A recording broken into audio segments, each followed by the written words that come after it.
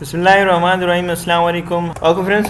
Now I have some data like type in the cell A, B, C and enter, and select the cell, hold plus and drag the right side, and again select and drag the down side. So this is I have some data. This is the first cell, first column and the first row. I want to go last column and the last cell. So how to make a shortcut key? Again you press control and right arrow. You see my cell is come the last column. Again hold control and down arrow, press down arrow. You see this is the last row of some data, and again I want to go the first column, hold control and press left arrow. So this my cell come is the first column and the last row.